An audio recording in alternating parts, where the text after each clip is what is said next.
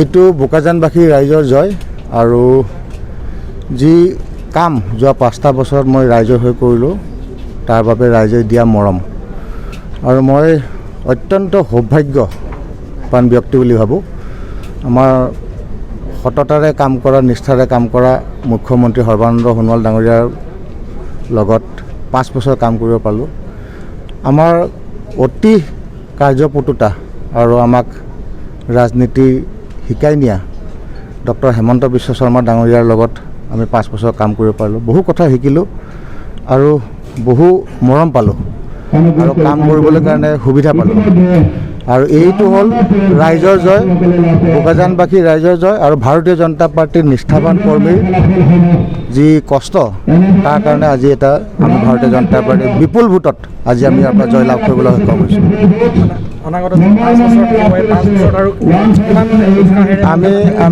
আমি অহা 5টা বছৰ মই যেনেকৈ যোৱা 5টা বছৰ সম্পূৰ্ণ ৰাইজৰ কাৰণে উৎসৰ্গা কৰিলোঁ, আকৌ ৰাইজে মৰম কৰি এইবাৰ জিকাৰ কাৰণে অহা 5টা বছৰো মই তাতকৈ দুগুণ উদ্যমেৰে কাম কৰি যাম।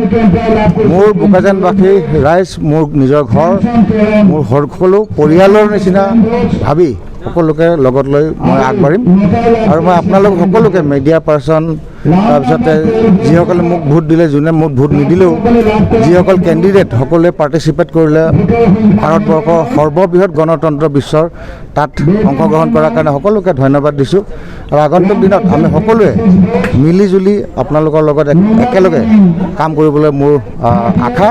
মই ভাবোঁ আগন্তুক 5 বছৰ বোকাজানবাসীৰ কাৰণে বহু ভাল খবৰ লৈ পেলাই আহিব।